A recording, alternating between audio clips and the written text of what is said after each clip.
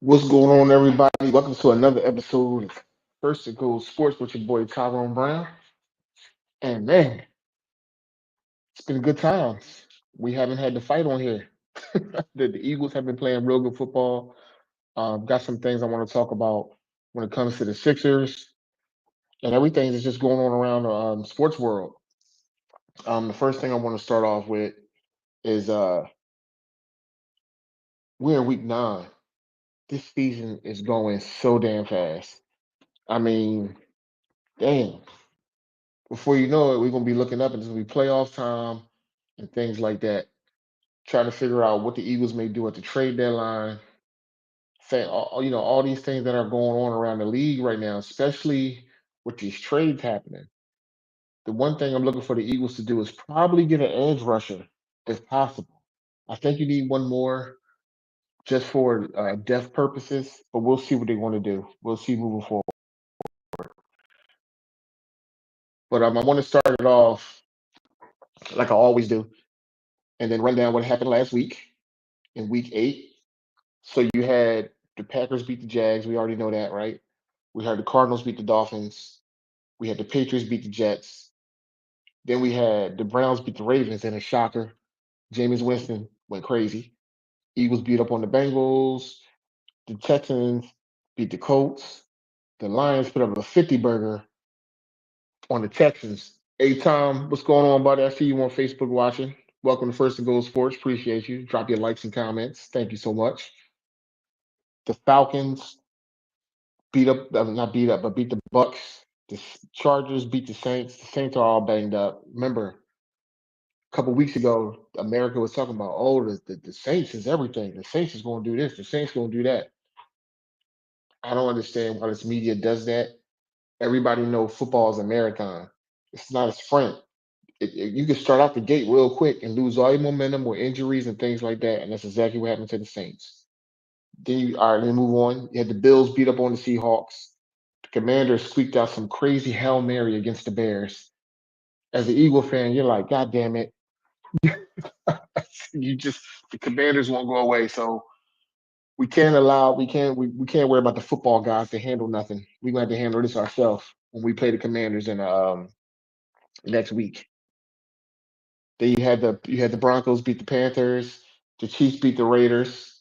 The Chiefs haven't even really begun to get themselves started.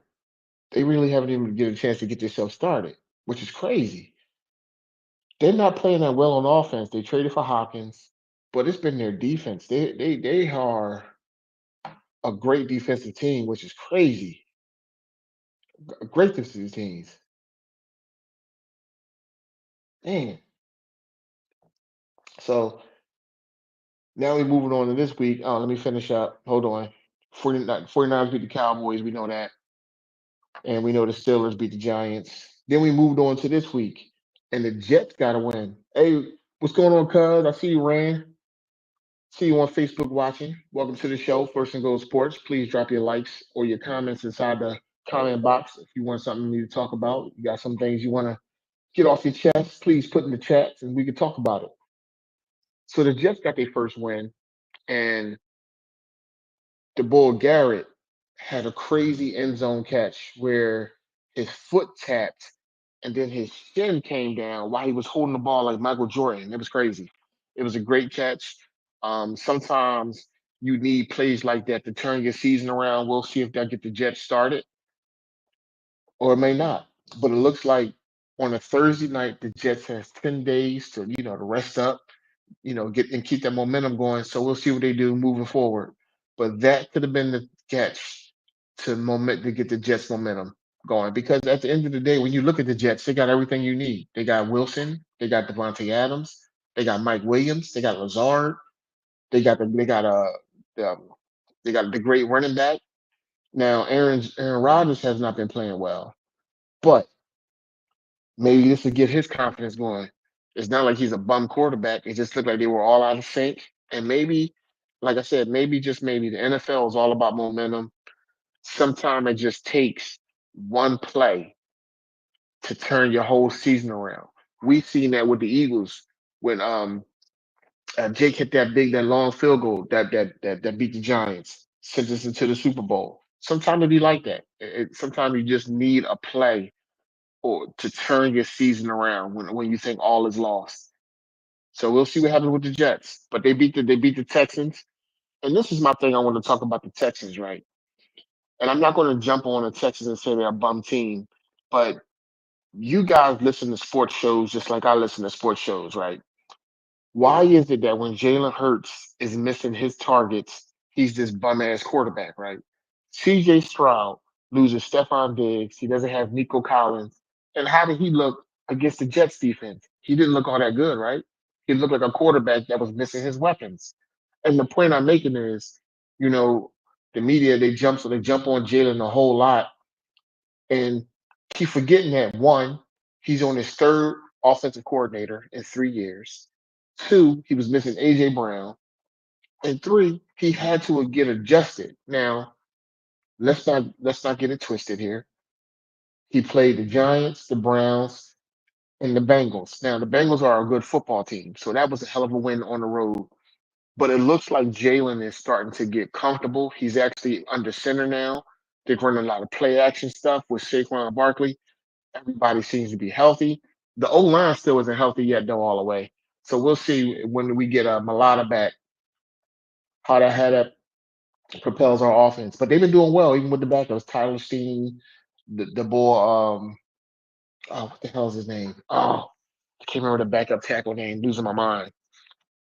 When it comes to me, I'm going to give him his love because he's been doing this thing. He's definitely been doing this thing. But what you're seeing is a quarterback who is getting more comfortable about what's going on. Thanks to us. Appreciate you. I appreciate you, man. Appreciate your work. Appreciate you. It took me some time to get the background together. I appreciate that. Thank you so much. Um, it, you seeing Jalen Hurts get comfortable. The thing that I wanted to point out is shit y'all already know. Jalen Hurts, everywhere he goes, he just wins.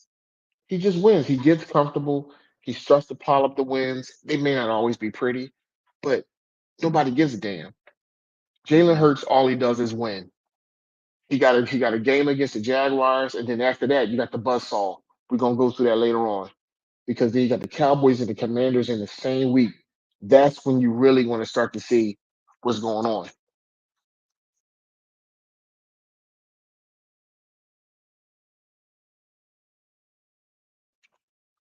So moving on to this week, you got the Saints and the Panthers. Again, I got to pick the Panthers because the Saints are all beat up. The Saints are all beat up. So the Saints are healthy. I got the Panthers beating them. I got the Commanders, of course, beating the Giants. The Giants been playing people tough, but Daniel Jones just he doesn't get it done. He doesn't get it done. So he just can't make that play for them. And they're going up against a hell of a team. The Commander team, they have a lot of momentum. They just won that crazy ass Hail Mary against the Bears. I don't see them losing to the Giants, but it's a divisional rival. So you can never look at the record, especially in the NFC East when you play in a division rival. Now, money says the Commanders for the going to New York and beat them. I'm going to pick the Commanders just like all y'all would, but we'll see. You got the Bills and the Dolphins. Two is back, but the Bills are something different right now. Josh Allen is a monster, so I can't see the Dolphins going into Buffalo and beating the Bills. So I got the Bills winning that game. I got the Browns, who are ready to rock and roll now with Jameis Winston. I got them beating the Chargers. Jameis Winston was willing and dealing. They have a lot of momentum as well. Um, the Chargers are rebuilding. I don't think they have enough firepower to beat the Browns because the Browns still have a playoff defense, and not to mention the Browns are at home.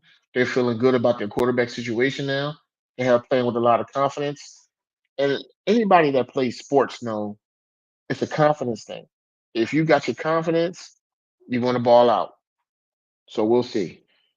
I got the Patriots beating the Titans. That's gonna be a crazy ass, low scoring, weird game. Two teams that are basically in rebuilding mode, young quarterbacks.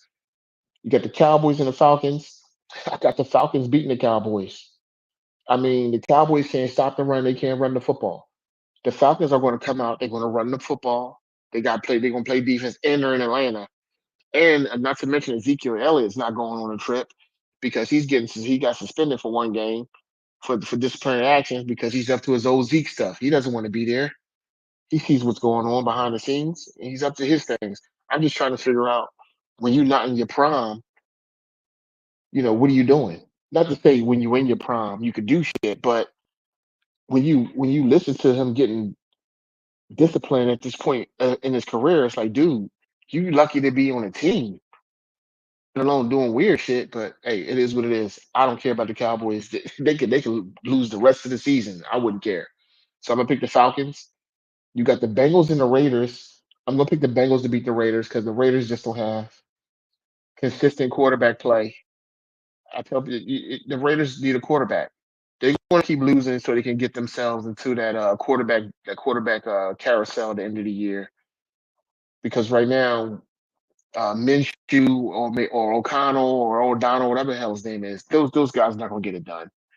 They're not gonna get it done. And the Bengals are at home, and like I said, the Bengals are a real good team. They're not some pushovers. They didn't have T Higgins.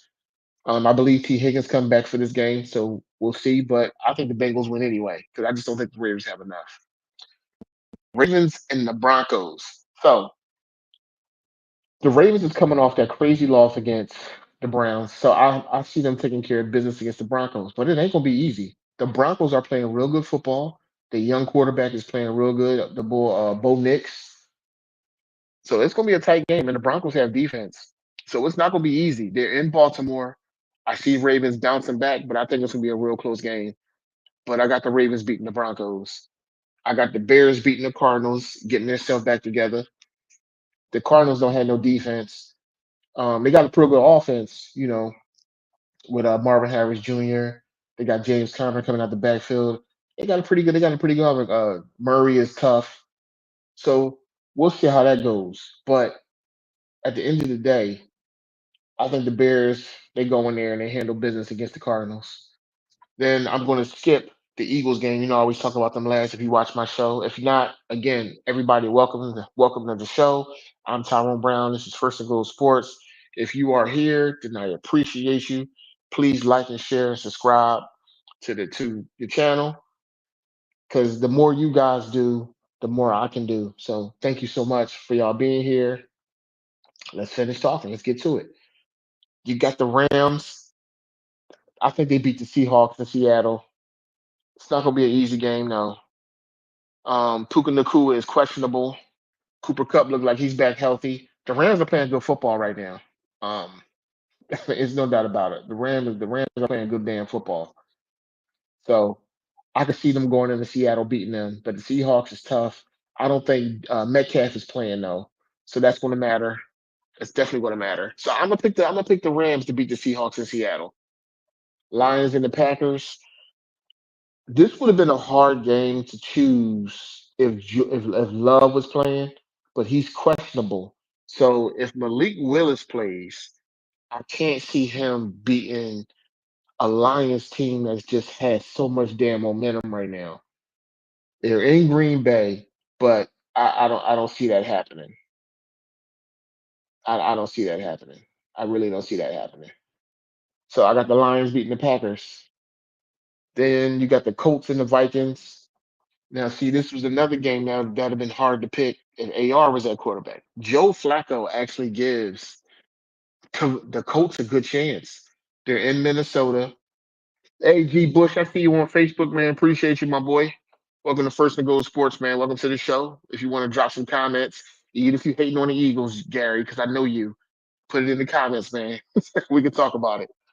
Um, Joe Flacco they may go into Minnesota and upset them. They have a good defense. They can run the football, and Joe he's a veteran quarterback, and he doesn't get enough respect, man. He took a Cleveland team last year and took them to the playoffs. That's why I was giving people so much hell when they were saying the Eagles should have blew them out. I'm like, okay, Deshaun Watson is playing bad, but that defense is legit. The Cleveland Browns defense is legit. They just had offensive issues. If Jameis Winston can be consistent, because we all know how he is, he'll get out there and he'll have a good game. And the next game, he'll throw 75 interceptions. So we'll see how that goes. But I'm going to pick the Vikings because they're at home. I believe they're trying to bounce back. They've lost two straight, and they need to win to get back on track. So they're going to be desperate. They're going to be at home. I can see the Vikings getting back in the winners column by beating the Colts. Then you got the Bucks and the Chiefs. This would have been a closer game if the Bucks were healthy. They lost Godwin in a pointless game, and then you lose Mike Evans as well. So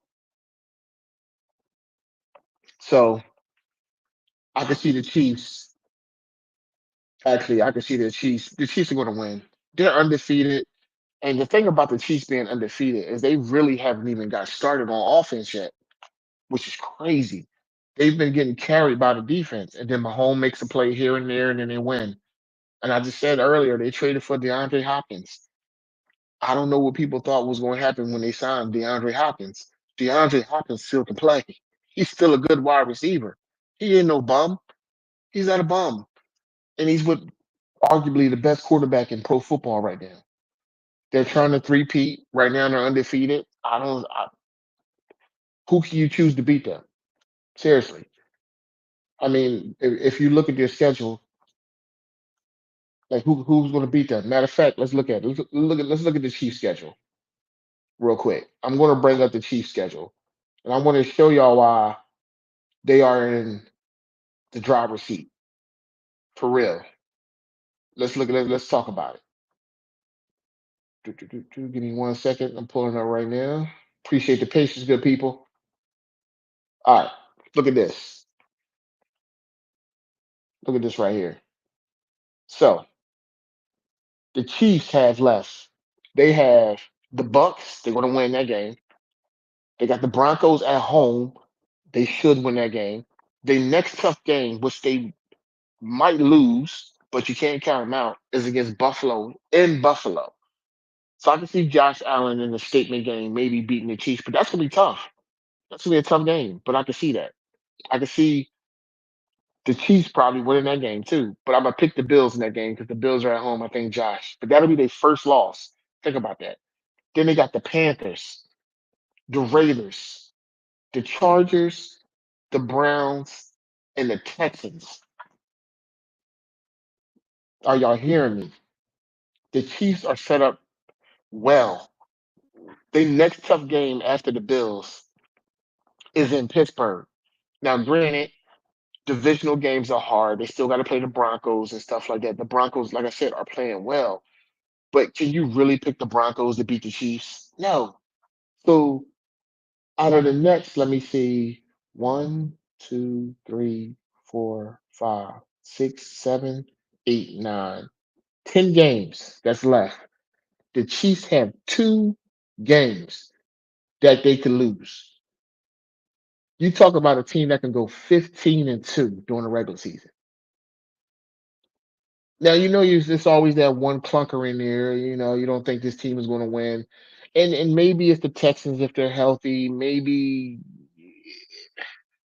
the Texans if they're healthy. I can't see the Broncos. I can't see it. I mean, you got, like I said, you have the Bills. Like I said, maybe the Texans, and then you got the Steelers, which will give the Kansas City Chiefs problems for the rest of the year. So that's probably two or three losses. They probably going to finish with the best record in the AFC. So that means you got to go to Kansas City and beat Patrick Mahomes at home, and he's going to have a bye week. I mean, damn. So if a team that's set up to three-peat, if any team that's set up to do a three-peat for the first time in NFL history, and bearing some weird injury, is the Kansas City Chiefs. And think about this: they went out and traded for DeAndre Hopkins because they had injuries at wide receiver. So this is a team that's trying to win. Teams that are trying to win Super Bowls make moves at the trade deadline. Pittsburgh Steelers are going to try to trade for the boy Kirkland, but he tore his collarbone up for the Jags. Teams that are trying to get to the Super Bowl and believe they have a chance make moves right here. They do. The Eagles make a move every damn year. Now, if they stand pat, that means Vic Fangio is happy with the defense and he's saying don't add nothing.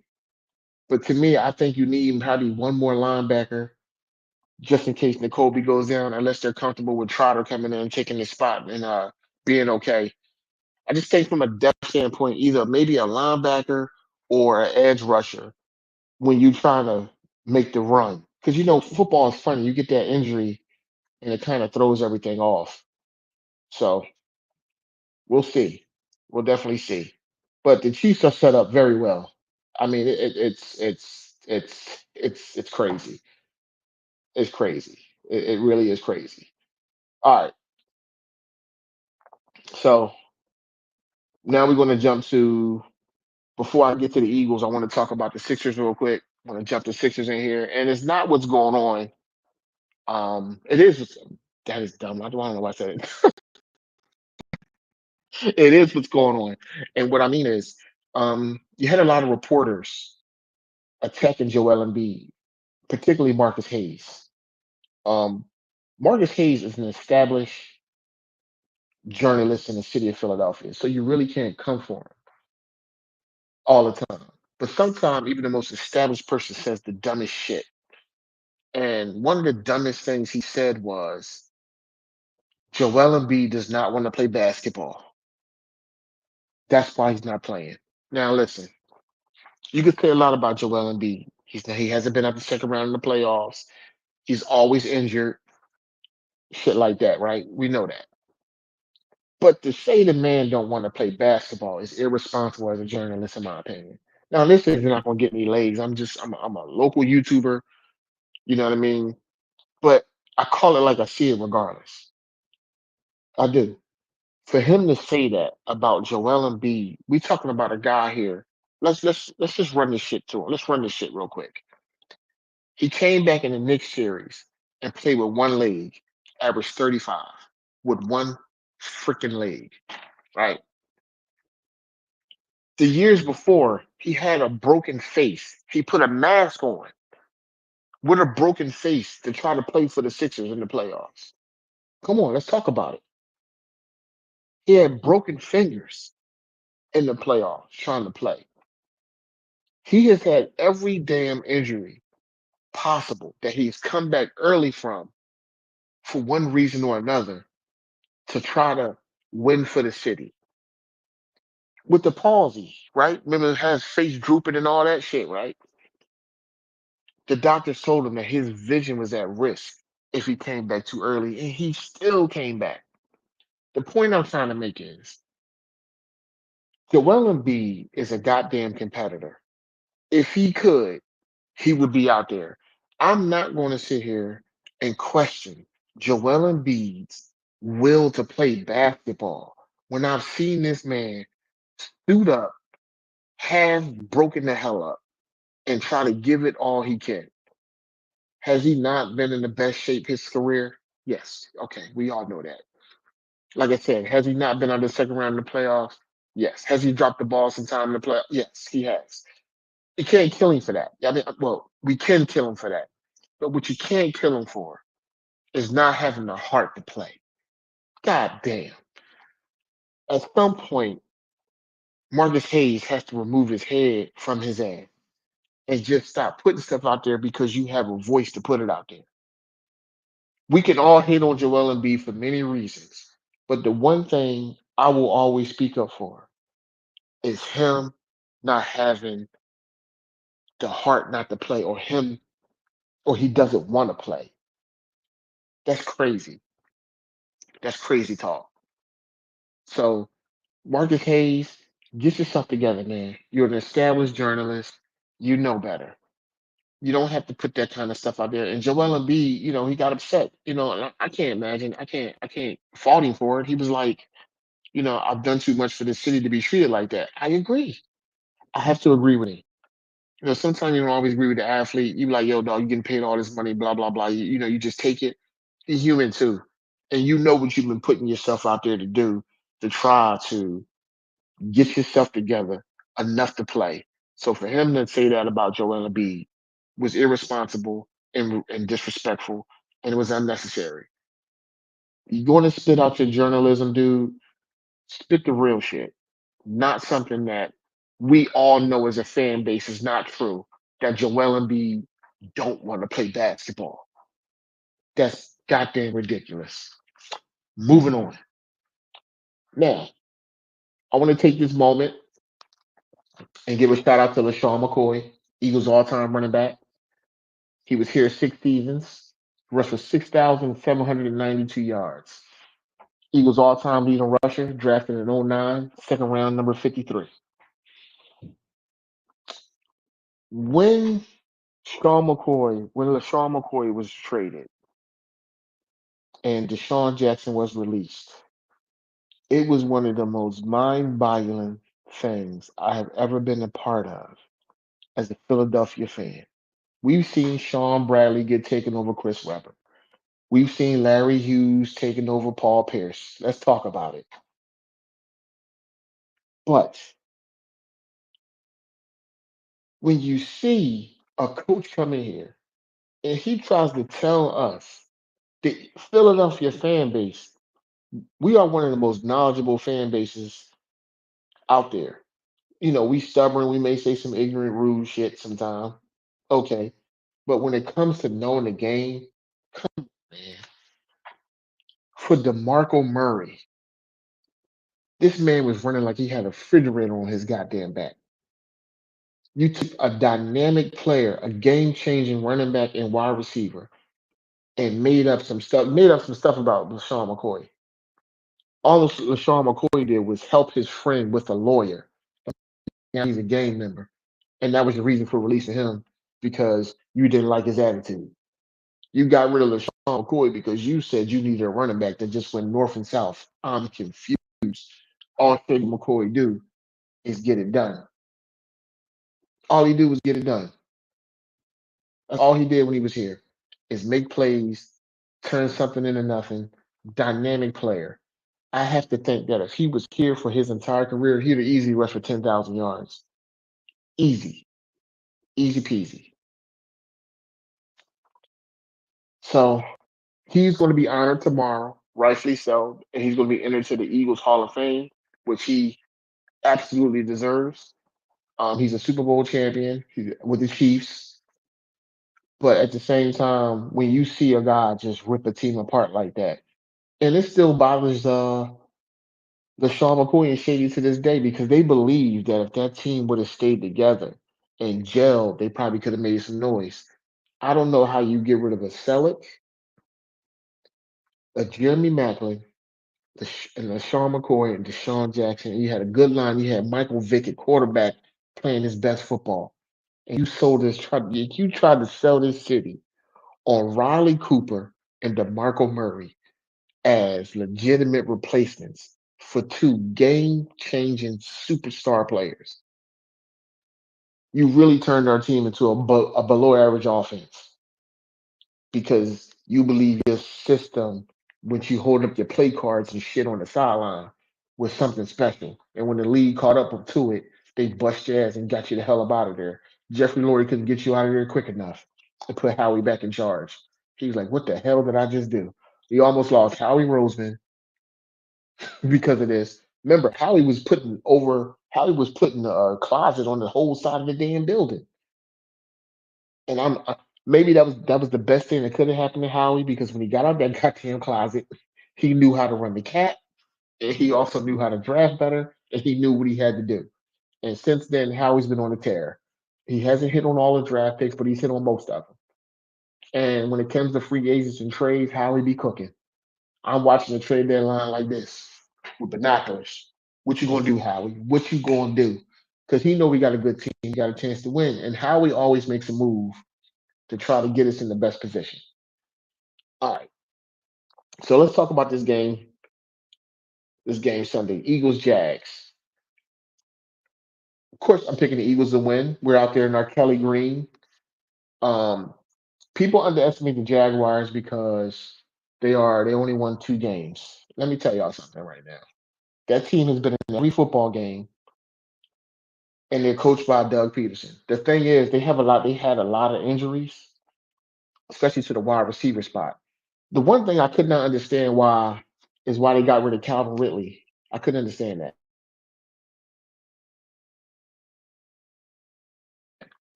I couldn't understand that at all. Why would you get rid of Calvin Ridley? Because I feel like that's hurting them down the line as far as like playmakers and things like that. Trevor Lawrence is struggling because he doesn't have a true number one wide receiver to throw the ball to. That's what I'm looking at when I watch the Jaguars play football. They got a pretty good defense. They got a good pass rush. They are last against the pass, which is weird because they got a good pass rush. I'm still been trying to figure it out. But then I really looked at it, and the thing that I see is that the defense is on the field a lot because the offense can't sustain drives. So I don't care how good your front is. After a while, you start getting ran over. Teams start running the football on you consistently, and next thing you know, you're giving up passes and shit all over the field. And that's just what happened to the Jags. But they have been in every football game for the most part. They play hard. They play, they play tough. They're going to come into the link and try to play spoiler. They're going to try to ruin Shady Day, Kelly Green Day. I need the Eagles to come out tomorrow and commit to what they've been doing the last 3 weeks, which is running the football, being physical. Don't get out here because you see them last in the goddamn passing and start throwing the ball 59 times. The recipe for Jalen Hurts, and y'all gonna hear it from me if y'all don't hear nothing else, 25 passes or lower. That is the recipe for Jalen Hurts to be successful. When we start throwing the ball 30 plus times and all that shit is when we get into a world of trouble. They come out, if they're balanced on defense, they're balanced on offense, we win the game. Jalen Hurts has been balanced. He hasn't thrown more than 26 passes a game. That's perfect. You limit his turnovers, which he hasn't had in 3 games. You limit his. I'm sorry, you bring up his efficiency level, and that's what you've been doing. He's been averaging a quarterback rating for the last 3 games, 115 or over, with 9 touchdowns. The stats speak for themselves since they are analytically crazy right now. Everybody reading the goddamn numbers. You don't got to read numbers to understand football. You don't got to do that. Football is real simple. It's a simple sport. You are more physical than the person in front of you. You establish some physicality in the game. You tackle. You run the football. You stop the run. Shit. Football's not hard. Football is not hard. You need players. You need good players. The Eagles have good players. Eagles have great players. If you look at the Eagles offense, the Eagles have AJ Brown. He's a great player. The Eagles have Saquon Barkley. He's a great player. The Eagles have Lane Johnson. He's a great player. We just lost Kelsey last year, and he was a great player. Jalen Hurts is a good player. Not great yet, good. Devontae Smith is a good player. You know what I mean? Dallas Goddard, when he's healthy, is a good player. So when you add all these great players, the good players, the recipe for success is cool. But just like any team, especially football, which is the ultimate team sport, if you're not coached well and the people that's leading you on the field is not putting you in the best situations to win, you're going to have problems. Don't care how good your squad is. If you're not coached well, you're going to lose. You have to coach to your strengths. And I believe Kellen Moore, which I've seen, which is offense, as I've been looking at, I've been looking at Kellen Moore's offense lately. The last 2 weeks has been Kellen Moore's offense. They start off a little different against New York. Then you saw a whole lot more against the Browns than you really saw it against the Bengals. So I'm looking forward to see what they do against Jacksonville because it looks like Kellen Moore is really starting to get his hands on the pieces here and make things happen, especially with Jalen being under center. I told people before, 3 coordinators in 3 years, that's hard. Then you want to ask him to go from shotgun to under center. That's not easy. That's hard to do. Jalen Hurts has been in shotgun his whole career, from Alabama to Oklahoma, even his beginning of his career with the Eagles. Shotgun, shotgun, play action, shotgun. So they have a mixture now. But if you can play from under center, the benefits from playing under center is very simple. You don't know what they're doing when it comes to running the football or play action because you're coming from under center. The action of the quarterback changes the eyes of everything when you come from under center. So when you can mix in under center with shotgun, you turn the whole offense into a different monster. And that is why y'all are seeing Guys running wide open before. This looks like 2022 when everybody was wide open before.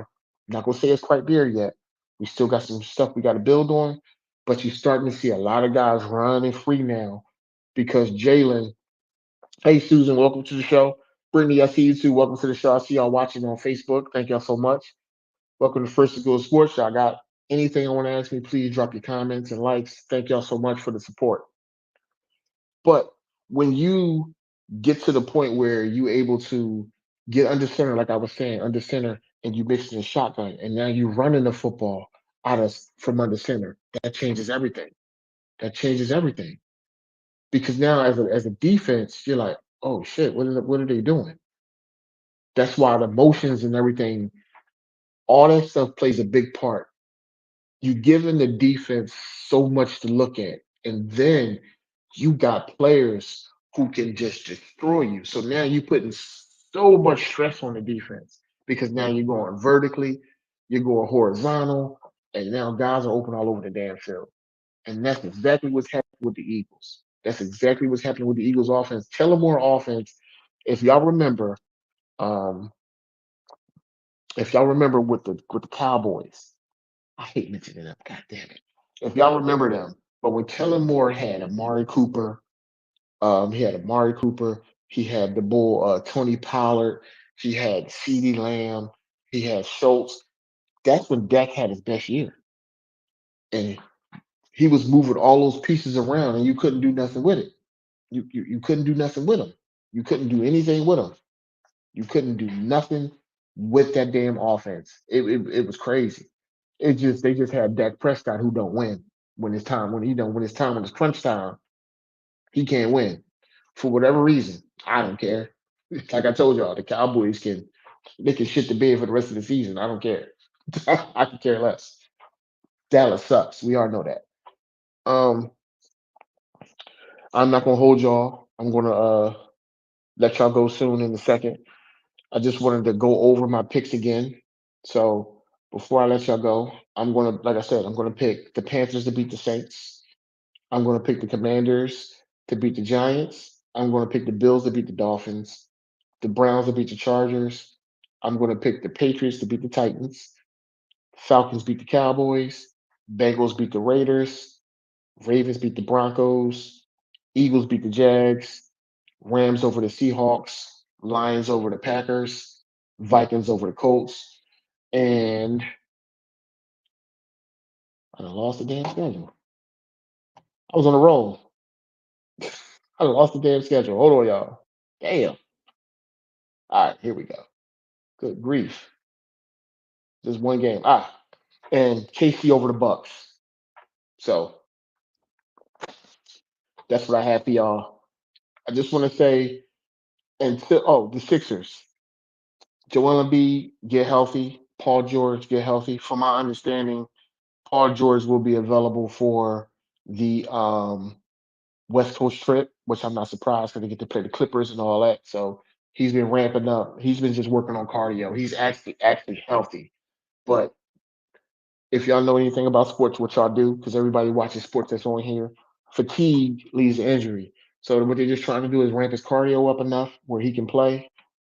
They've been simulating games, but ain't nothing like real games. So you'll see Paul George soon, probably next week on the West Coast trip. All right. I believe that's all I wanted to cover today. Is that it? Is that all I wanted to cover today? That's it. Yeah. Shout out to LeSean McCoy, man. We appreciate you. Sorry for Chip Kelly. Sorry, man. We appreciate you though, man. You are one of the greatest Eagles to ever do it. We wish you could have had you here longer, but things happen. Remember, we also traded Brian Dawkins. Whew. Sometimes being a Philadelphia fan is tough. It's really tough. It is tough. But I want to thank everybody for coming on to the show. I will be live again tomorrow, recapping what happened on Sunday. I told you guys I'll be live after every Eagles game, win or lose, and we could talk about it. And you guys can let me know, how y'all feeling about it. How y'all feel about what happened. We could vent, or hopefully we be celebrating. Hopefully ain't nothing to vent about, and they go out there and they handle business any given Sunday. So we'll see. All right, everybody, have a good night. This is Tyrone Brown, First and Goal Sports. I appreciate y'all. Make sure y'all guys subscribe, share. Anybody that want to talk sports, please direct them to my channel. Like I said, the more you guys hear, the better off, the better things I can talk about, and the more we can do with the channel. All right. Everybody have a good night. Enjoy the rest of your weekend. Go Birds.